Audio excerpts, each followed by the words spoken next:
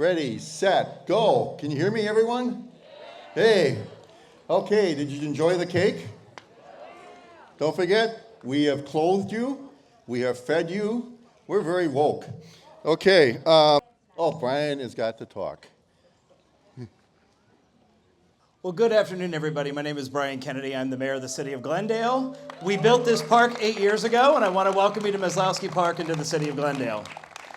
I'm also the national president of Democratic Municipal Officials, the largest constituency in the DNC. We represent tens of thousands of Democrats that hold local office on school boards, city councils, and mayors, and other local elected positions across the country.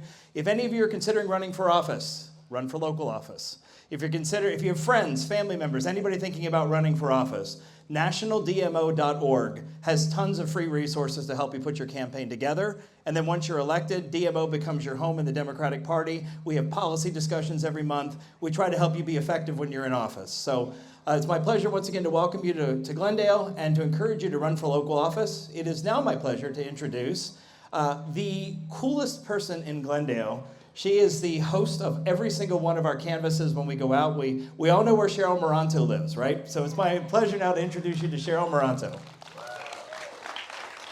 Hello, hello. Welcome to our 20th. I can't decide if it's a birthday or an anniversary. I think it's a birthday, right? Because it's a living thing. 20 years of Grassroots North Shore.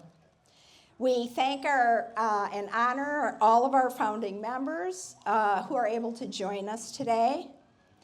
Organizing at the grassroots level with a permanent presence, even when there's not an election, has never been more important than it is today. From the beginning, Grassroots North Shore has existed to educate, advocate, and inform for progressive change and solutions. In recent years, we've helped turn Ozaukee County purple and some Oz County cities blue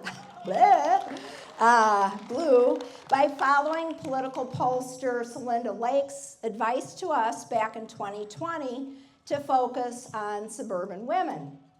So as a result of that strategy, we've implemented that through you. Many of you have written literally hundreds of postcards, collectively many thousands of postcards, largely into Ozaukee County, although other places as well, and then followed up with phone calls.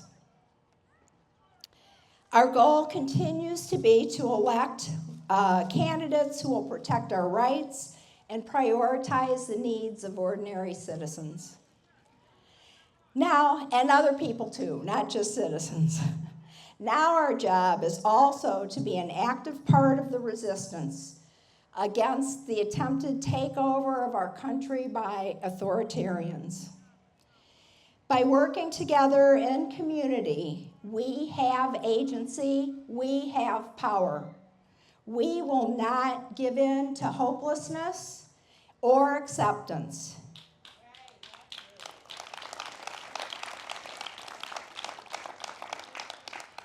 Grassroots North Shore will continue to provide rapid response notices and volunteer opportunities to leverage our collective power.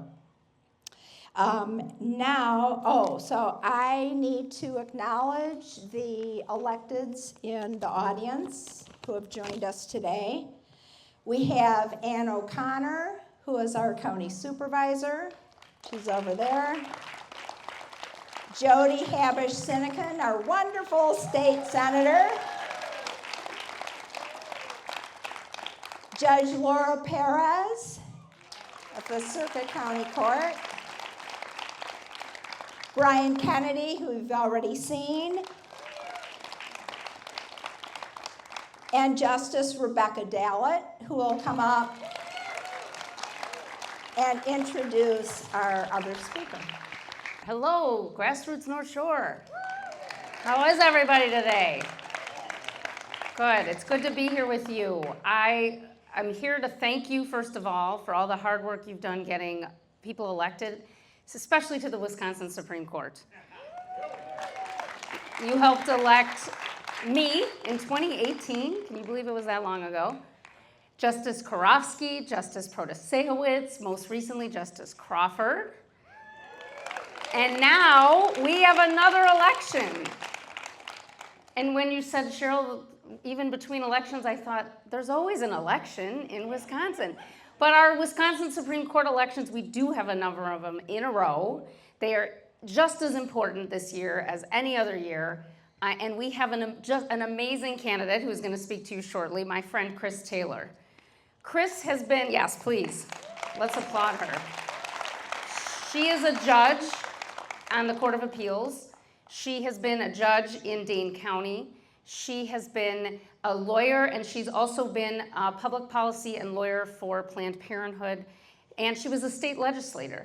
So she has got the most incredible background of anyone I can think of to serve on the court. All of the ways in which she has worked with the law, all the ways in which she has worked to protect our rights here in Wisconsin. And she is working so hard already, as she is. She's an amazing candidate as well, working really hard to make sure that she's elected this spring. So I'm hoping that you can bring all that great grassroots North Shore energy to help Chris Taylor get elected in April.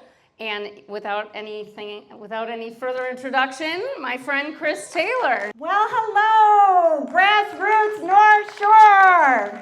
How are you? You look so beautiful. Thank you all for being here, and thank you so much. A big hand for Justice Rebecca Dallett for the hard work that she is doing on our state Supreme Court. And congratulations to you all. This is a celebration of 20 incredible years of activism, of making a huge difference in this community. So thank you for your work. You should be so proud of that. A big round of applause for you all. Yay!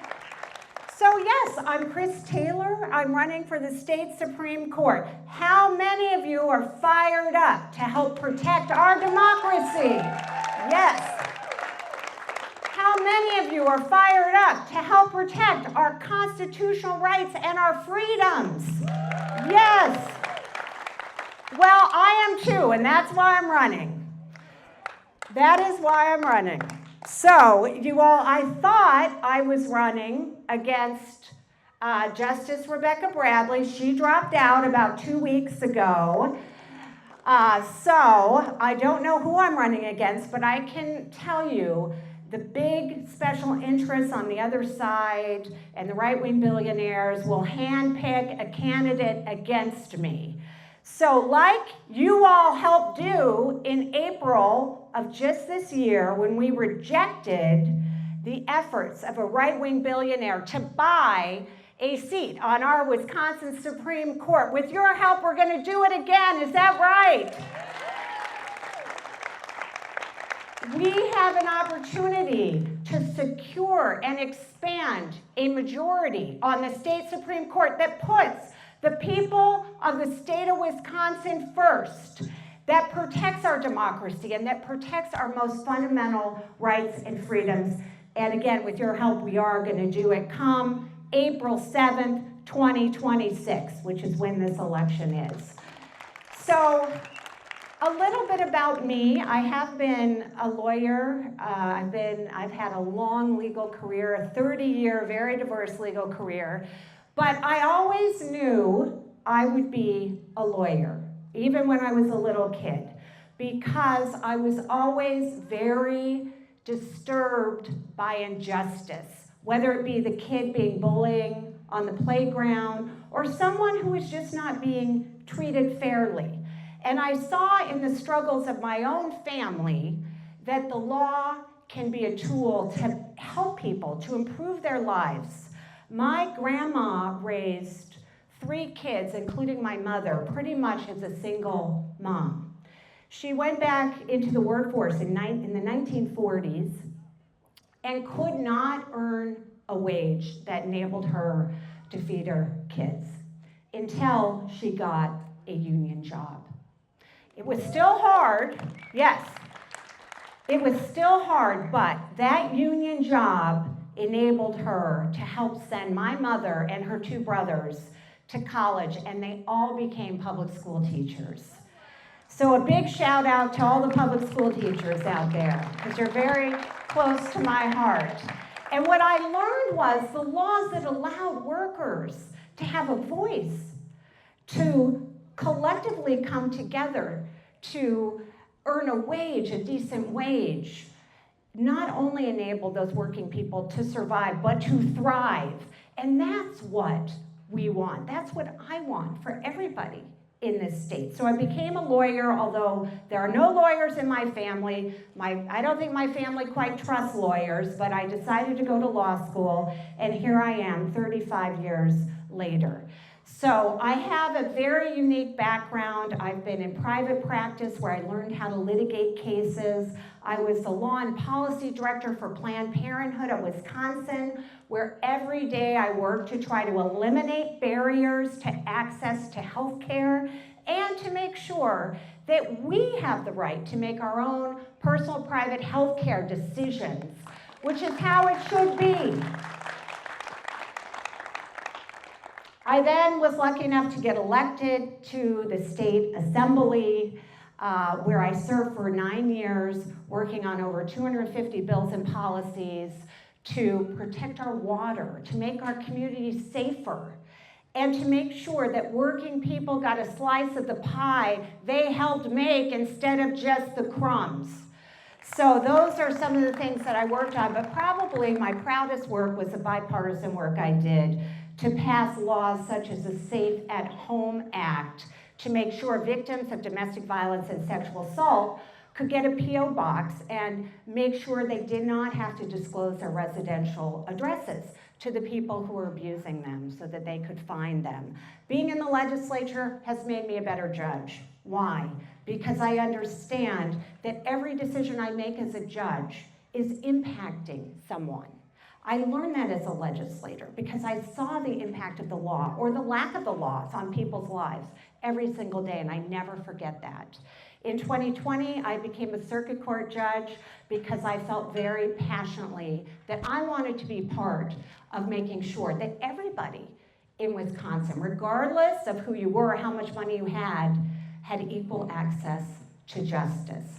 And as a judge in a criminal rotation, I made sure that the constitutional rights of victims and the accused were protected, and that everyone was treated with respect and given an opportunity to have their case heard in a fair way, in a way that I impartially applied the law to.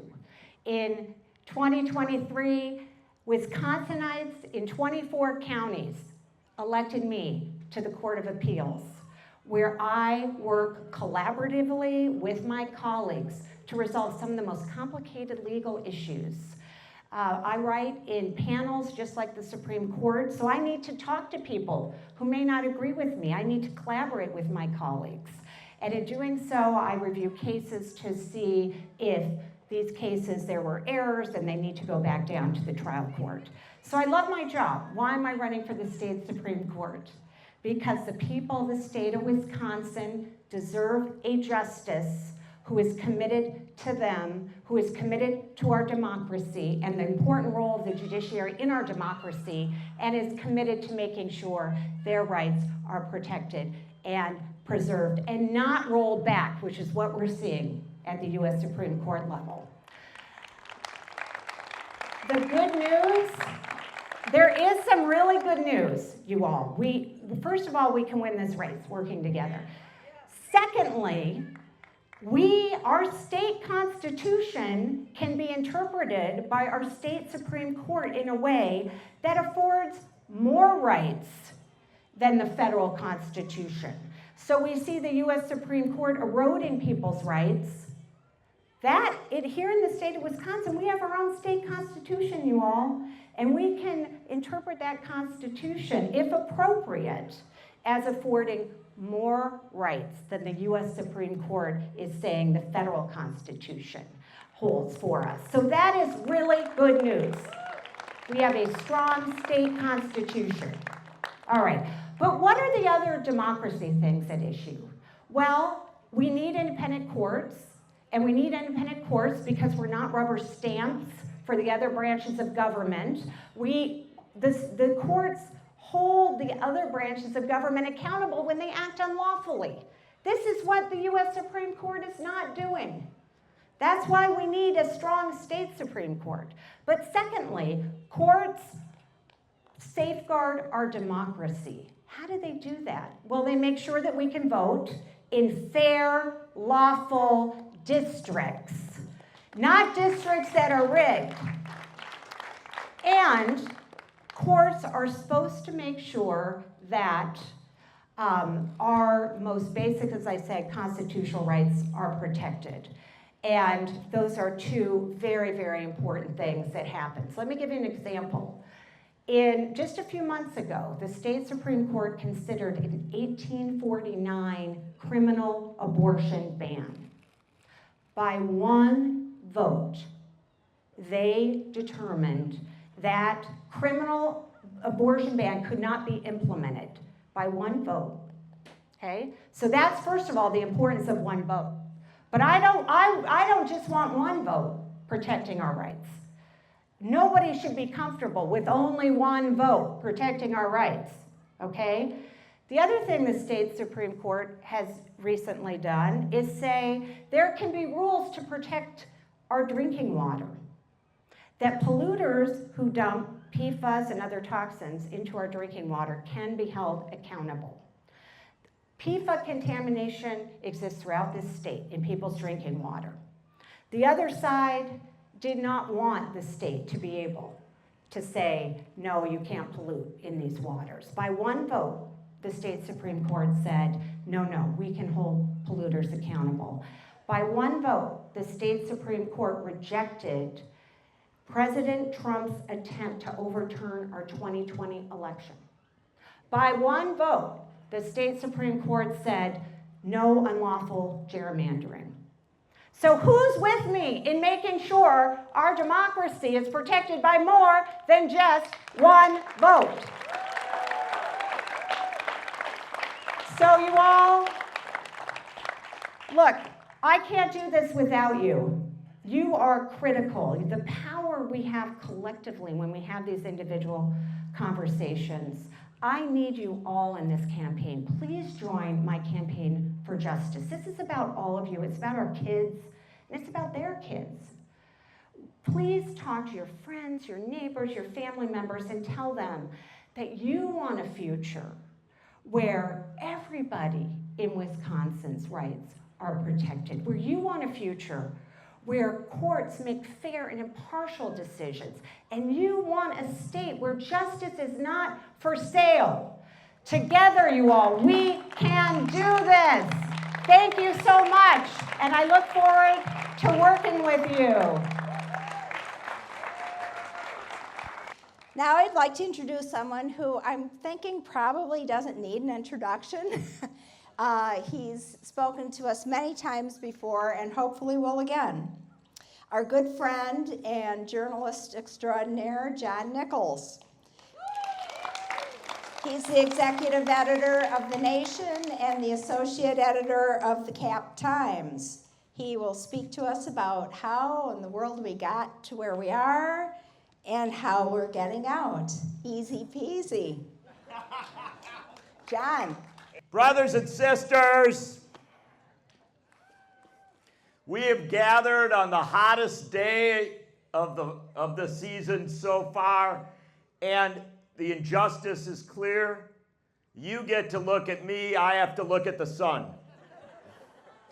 And that is just how it works. Before I say a lot here, let me invite Chris Taylor back up for a second. I apologize she didn't know I was going to do this.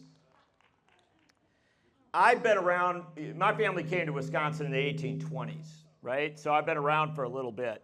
And I've seen a lot of people involved in our political processes. There's something weird about the mic here. Is it all good for everybody? Okay, I've seen a lot of people in politics. Chris, I want to tell one story about Chris.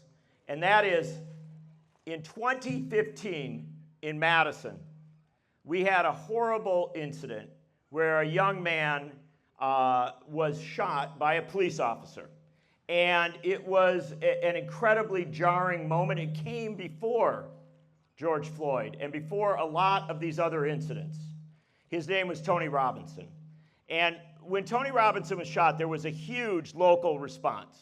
and it was very, very tense. There was a lot of uncertainty about what might happen. Chris Taylor, as a state legislator, several years before, had begun working to develop a plan so that if there was a police shooting involving a police officer, we could make sure that the investigation was done in a way that assured that everyone would have faith in it, that people would trust the investigation rather than having it done, by the people involved or questions like that. And Chris Taylor couldn't do it. It was impossible because the legislature was controlled by conservative Republicans in the era of Scott Walker.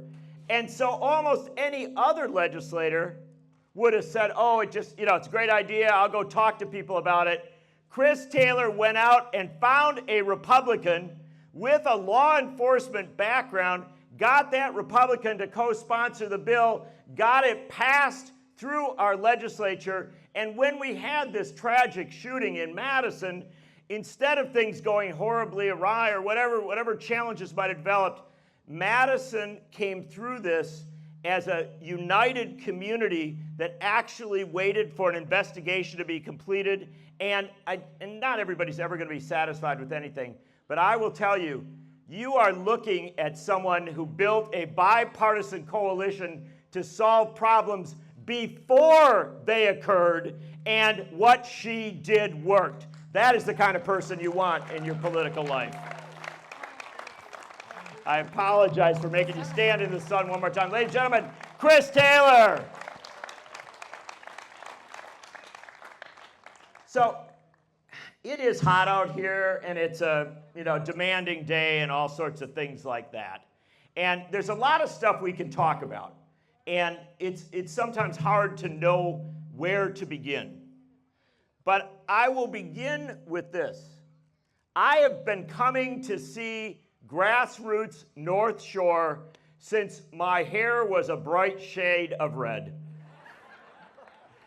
And I have run into a number of people here today who have said that they were here when their hair was darker or had a different shade. We've been at this for a very, very long time. And one of the things that we need to understand is that experience is what makes us strong.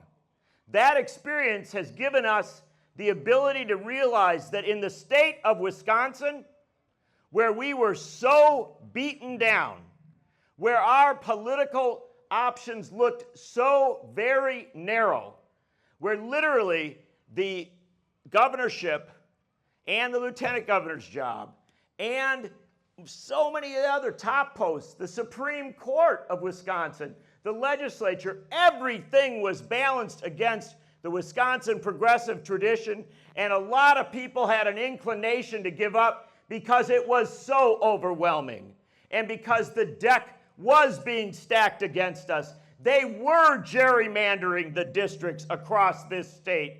They were making it harder to vote. They even changed our primary date from September, when it had traditionally been, and when kids are in their schools, in their community, parents are home from vacation, college students are on campus. They moved the date back a month and shifted literally the date of our election. They did everything to make it harder for us to build movements that would have the power to advocate for economic and social and racial justice, for saving the planet, and for making this a country that is at peace, not at war. All of the values of Wisconsin progressivism, we had everything against us, and we beat them.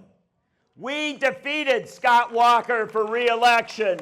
We changed the character of the Supreme Court of Wisconsin. We started to shift the character of the legislature so that in the next election in Wisconsin, we will elect a Democratic governor, a Democratic lieutenant governor, a Democratic attorney general, a Democratic secretary of state, a Democratic state treasurer, and a Democratic legislature, and they will be able to govern on behalf of the people of this state. That was impossible, but now that is reality literally within our grasp. And you say, well, how did that happen? Must have been magic. Must have been money. Must have been people someplace far away in Washington coming up with a strategy that would work. Brothers and sisters, don't ever believe that lie. The only reason that Wisconsin is already a more progressive state than it had been, and where it is on the cusp of becoming a dramatically more progressive state, is because the members of Grassroots North Shore decided they would never stand down, they would never give up, they would fight on through everything that was thrown at us. And brothers and sisters, it worked. You succeeded. We're not celebrating 20 years. We're celebrating one of the most incredible victories in the history of American politics. So you say, well, Mr. Nichols, that sounds great. Why don't we just leave right now? And there's a lot to be said for that, but because it's kind of sunny and kind of hot up here, and I forgot my dark glasses. But we, of course, find ourselves in a circumstance politically where things don't look so great, right? Looks kind of overwhelming. We have a president that we weren't particularly enthusiastic about the first time, and are less enthusiastic about this time. We have Republicans in control of Congress. And remember, I come from a Republican family. My middle name is Harrison. I was named after President Benjamin Harrison. I am absolutely stone cold, blood running through me Republican. That is just what it is. Unfortunately, I'm a Wisconsin Republican of the old tradition. And so as a result, these Republicans that are in charge out in D.C., they've got nothing to do with the party that was founded in Ripon, Wisconsin. They've got nothing to do with the abolitionists and the radicals and the land reformers who came together in 1854 to find a Republican Party that actually stood for the Republic. And brothers and sisters, I know it is easy to hate on them, but I don't hate on them. I got to tell you this. Here's the reality. They lost their way. And the interesting thing is that when they lost their way, all the good Republicans came over and became Democrats. That is a simple reality. It is a true reality of Wisconsin. You take a look at how many places that were once very, very Republican are now very Democratic. And if I point to one place, I'll tell you, I'm old enough to remember when the North Shore was not exactly a Democratic bastion. And I remember when Ozaukee County did not vote for Democrats. So I've seen something incredible occur here, and it could happen again. I hope the Republican Party decides to compete hard with you. I hope that they come all the way over to being on behalf of what they were once in favor of: economic and social and racial justice, advancing this country, advancing democracy, making things work. But in this moment where so many of them are at odds with the ideals that their own party was founded on, your responsibilities become greater. And never have they been greater than right now, because with such overwhelming pressure coming from Washington, trying so very, very hard to make this election an incredibly difficult election, incredibly challenging one. What are they doing? They're literally calling Texas on the phone, saying, hey, Lone Star State, find me 5 more seats in Congress. And Lone Star State did that. They were moving in Missouri to shift another seat or so. They're moving in other states to gerrymander. Guy named Gavin Newsom, you may have heard of him. He's pushing back on that out of California. But we shouldn't see this as a healthy circumstance. When you're redrawing lines before elections, that's a scary circumstance. What that means is that in this country that we love, they're trying to make elections so confusing, so up for grabs, so uncertain that people won't even know where they're voting. And so grassroots groups like this become so much more important, because you're the people who do know where you go to vote, right? You know how to do the mobilization to get people to the polling places where they have to be. I don't know if this is a polling place. It's not. It could be. Brian, okay, Brian tells me no, but there's one near here. And you know how to get the people to where they need to vote. That's critical in this confusing, overwhelming moment. It's also critical in a moment where there is so much chaos. And we have seen horrible political violence. We've seen political violence this week, which we must all decry. We've seen political violence up in Minnesota, where a young state legislative leader was killed in her bed. You know, the fact of the matter is, it's a broken country that sees a level of political violence where we can reference it day after day, week after week. And it's an even more broken country where we can reference the school shootings that occur literally day after day, week after week. And brothers and sisters, I know there are many sources of this. There's a lot of things that we can blame. But I grew up in a gun-owning family in Wisconsin. I learned as a child how to make shells, and I went to the skeet shooting as a kid. I grew up in this culture, and I can say as someone who respects guns that we make guns too available to people that are going to do too much harm to other people, and there is nothing wrong with sensible gun regulation.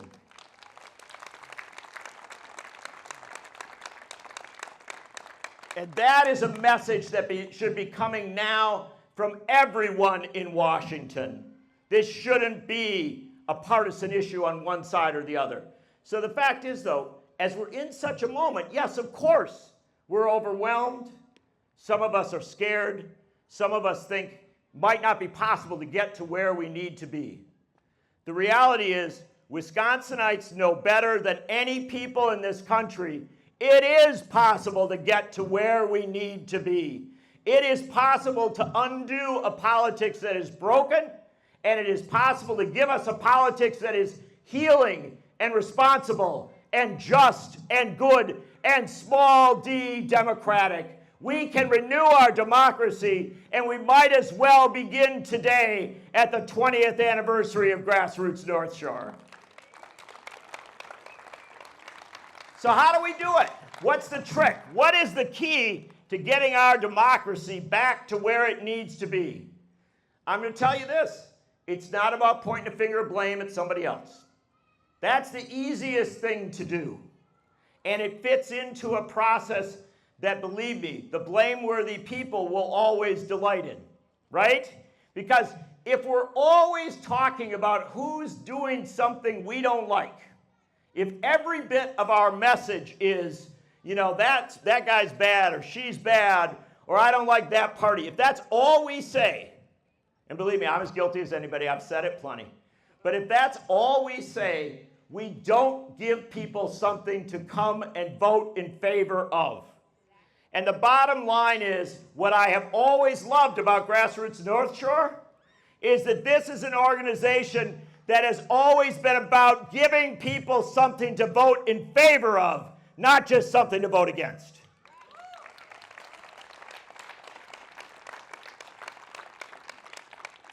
And so how do we give people something to vote in favor of?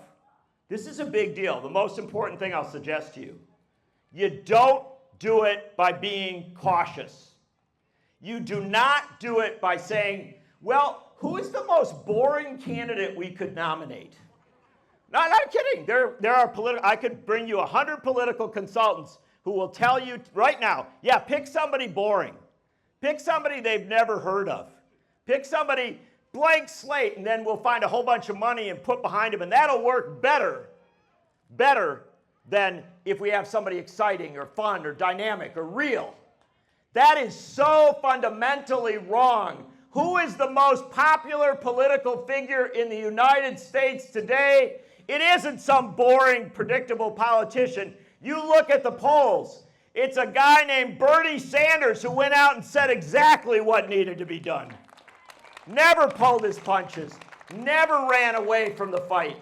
Now, I know not everybody loved Bernie at certain points. Not everybody here voted for him, I'm sure. That's not the point. Over time, what people figured out is the guy that got up there and said again and again and again, generation after generation, that he was mad at not just the Republican Party, but also the Democratic Party, mad at any party that sold out to billionaires and oligarchs and big money and big corporations. Over time, people came to believe that, and that is why in this very dark, very difficult moment, when nobody in Washington could figure out what to do. And I'm sorry, the Democratic leadership out in Washington has not acquitted itself well in the last 6 months. They sat out there and they said, oh, we can approve RFK Jr., or we can approve this other cabinet member, or you know what, I talked to him, he's kind of okay, right? We can approve all these people, we can put them in the cabinet. Now, I know there are Democrats that voted against, but there were too many that buckled in that critical stage, that have too often compromised on fundamental issues. When Bernie Sanders saw that happening in Washington, he got so frustrated that he went out to America. And they said, you're crazy, there's nothing out there, you can't. Everything that matters happens in Washington. And he went to Omaha, Nebraska. First rally of the Fighting Oligarchy Tour. They thought they'd have 800 people. 3,000 showed up. They went to Iowa City. They thought they'd have maybe 1,000. Thousands showed up. They had to have one rally, then another, and then a third. Sanders said it was the first time in his career that he gave the same speech 3 times in a matter of 1 hour.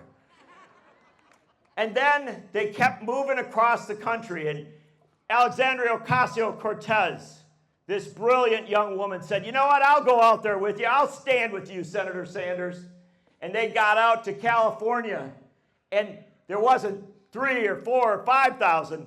It was tens of thousands of people turned out to see the Fighting Oligarchy Tour. And then they went up to Idaho, and they went out to states where this kind of politics has been written out of the ledgers for so long, and they kept getting tens of thousands. At this point, literally, it's hundreds of thousands of people who have rallied across this country, not just with Sanders, but at No Kings rallies, and at all sorts of other rallies. Right now, what's been proven is there is massive opposition to what's going on in Washington. There's just not enough of that opposition in Washington because it's out here in America.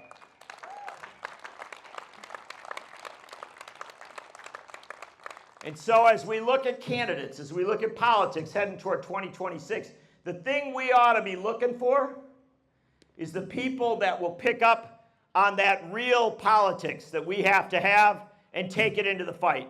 Because you are not going to excite young people.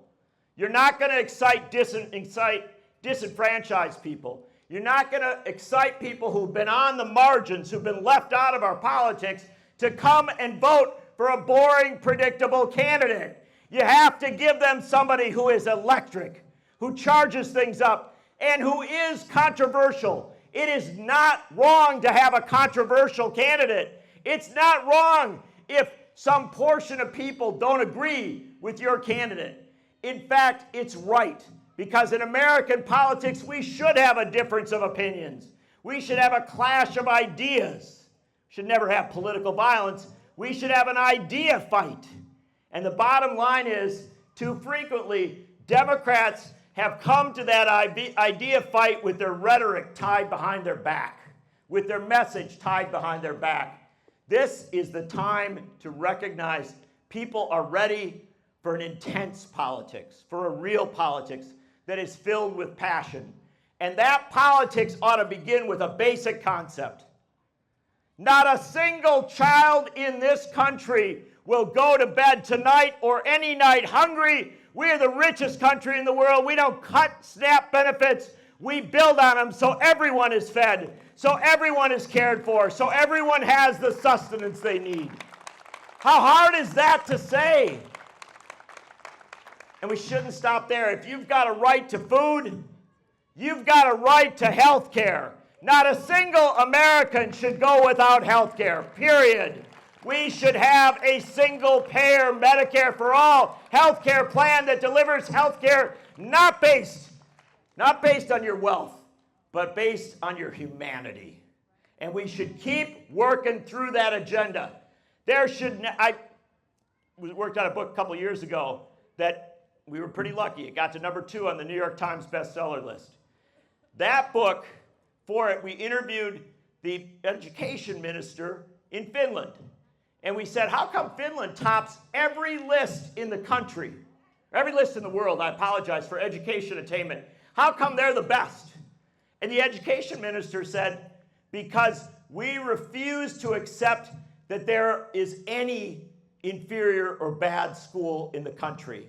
If there's a school in this country that isn't performing at or above the level that it should, we pour resources into that school. We move the most talented teachers to that school, and we make the teachers, not the businessmen, not the CEOs, not all the TV pundits, we make the teachers the heroes of this country because we're proud to have the best attainment in the world.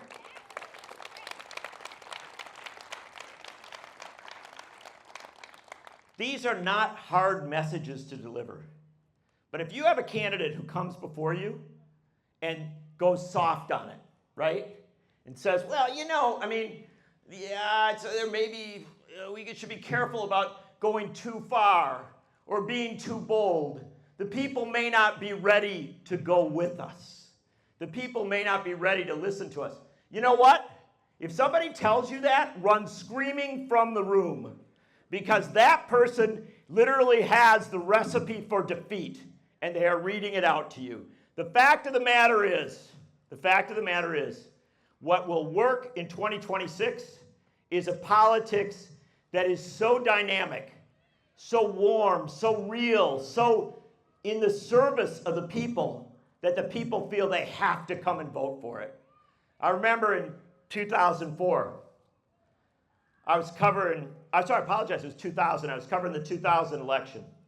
And I'd been at a radio station through the night talking about where things were headed, and things had gotten very, very close, and I had to go over and do a TV appearance. So I was driving to the TV appearance, and I thought, well, I'll get some fine sustenance. I pulled into Wendy's, and I pulled up to the drive-up window, and I got, healthy food, French fries, and I was talking to the woman in the window for a moment before I went on to do all this political analysis. And I said to the woman in the window, did you get to vote today? And she was a nice young woman, and her face just kind of sunk. And she said, I know it was important, and I really wanted to vote. I mean, I know, and I know it's close now, and I feel really bad.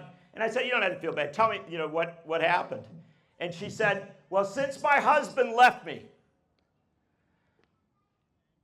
and I don't have a lot of money, I get up, my sister comes over at 6 in the morning, and I get up at 6 and I walk to the McDonald's, and I work the drive-up window from about 6 till about 10 in the morning, right? And then I come home and I rest for a little bit, and then when my kids get home from school, I hug them and I kiss them and I tell them how much I love them. And then I walk over here to the Wendy's to work the drive-up window from about 3:30 till 11:30 at night. And she said, in the schedule there, because I had to clean our house today and there was something, I just couldn't find the time to do it. And I didn't blame that woman one bit. It's too easy to blame her. I blamed, and in this case, honestly, not to pick on Al Gore and the Democrats, but I blamed the Democrats for not running in that election on a promise that everyone in the United States would have an ability to get free or virtually no-cost child care, and that election days would be a holiday so that everybody could go vote. Do you think that woman would have missed the chance to vote if she knew health care and child care and all the opportunities that might make her life better were on the ballot? She would have made it, but the Democratic Party in that case didn't give her enough. And we've got to understand that. You can't blame people for not getting excited if you don't do enough to excite them. And this takes me back to that core point. If all you're doing is saying, vote for us because we're not those guys. Vote for us because we're not as bad as they are. Vote for us because we're kinder and gentler. Vote for us because as you suffer, you'll suffer, with a little more concern from us. That's a terrible message. The message is, vote for us and we will give you a future that is so much better than what you have now, and all you have to do is show up and we will begin to deliver for you. That is the fundamental message.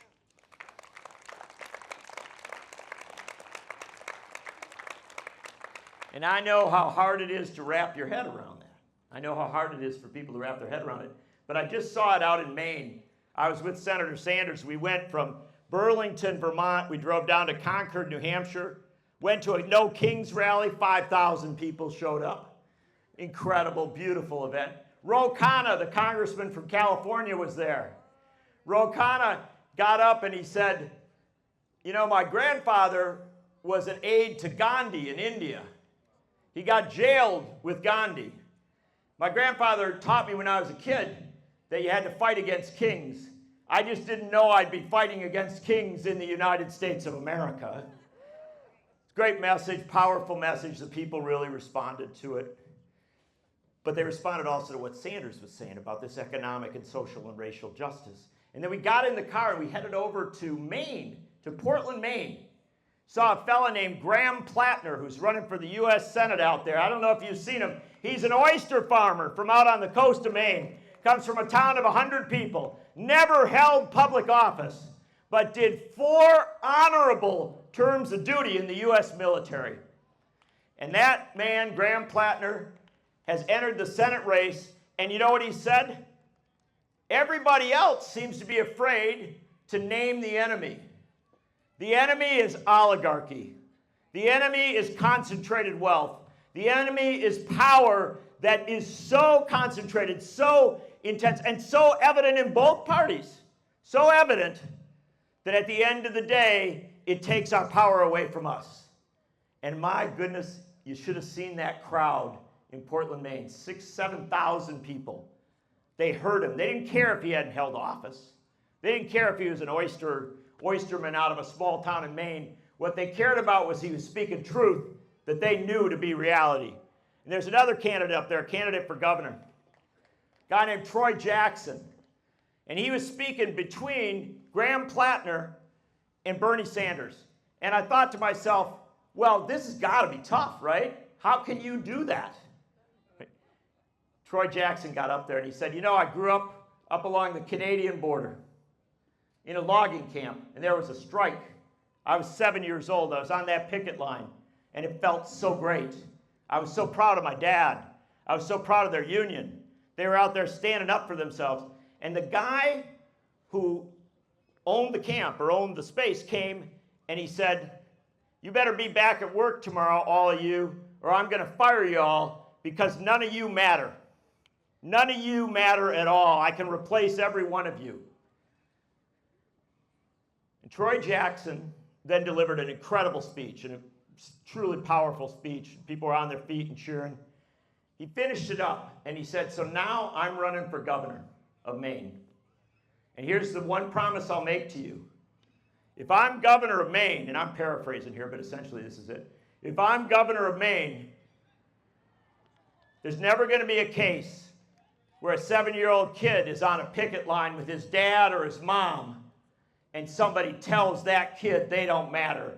Because we're going to have a state of Maine where every working class family matters more than the corporations that take the money away from this state. So let me close off by saying you're going to have a lot of candidates come to see you over the next few months. They're going to be candidates for governor. And there are going to be some outstanding people running. I think I know everybody that's going to run. And you're going to have to figure out who you want to back. And I'm not going to tell you who to back. But I'm going to ask you to do something serious here. Grassroots North Shore matters more than almost any group in this state because of the work that you do and the way that you do it. And so what I'm going to ask you to do is to look at those candidates and figure out whether this candidate who's standing before you is somebody who could excite your 18-year-old cousin who's never been interested in politics. Somebody who could excite your 25-year-old brother who's never voted. Somebody who could excite your 60-year-old mom who's given up on voting because she doesn't think it matters. If the person who shows up is that exciting, is that dynamic, and has an agenda that is that powerful, that's the person you should back. Do not back a boring person who isn't going to excite people. Back someone you can get up before dawn and go knock doors for and bring that passion out. Because here's the one thing I know on the 20th anniversary of Grassroots North Shore. There is no organization in this state that I'd rather have behind me if I was running for governor of Wisconsin.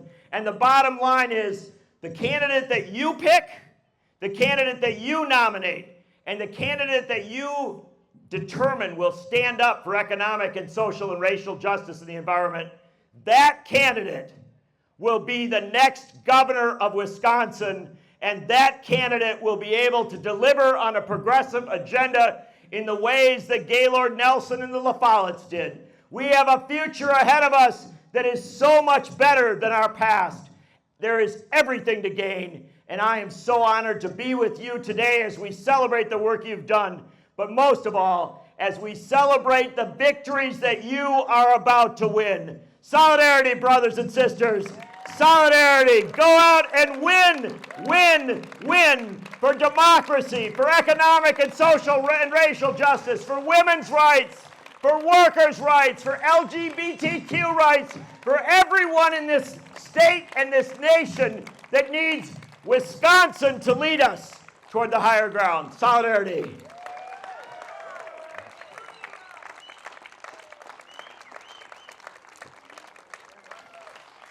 Hello?